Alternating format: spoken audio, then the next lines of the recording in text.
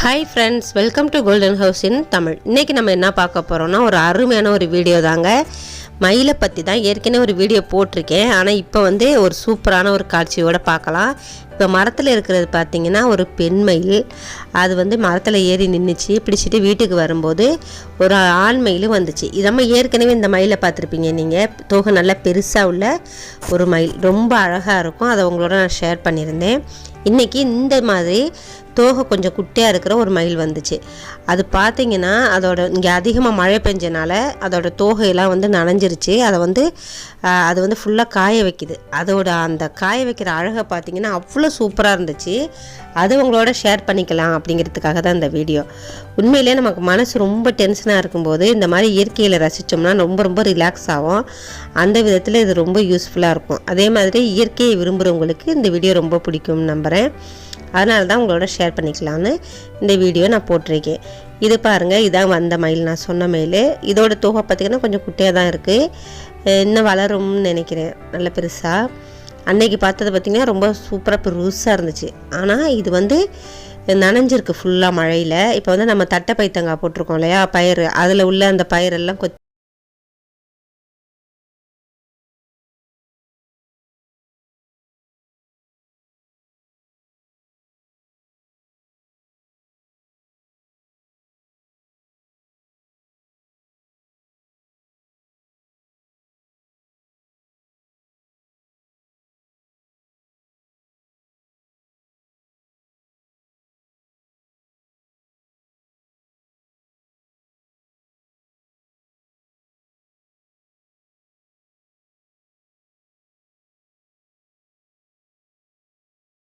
முடியலாம். அதை விட அதிக நேரம், கிட்டத்தட்ட பார்த்திங்கன்னா ஒரு 5 மணி நேரத்துக்கு மேலேயே காய வச்சுருக்கோம்.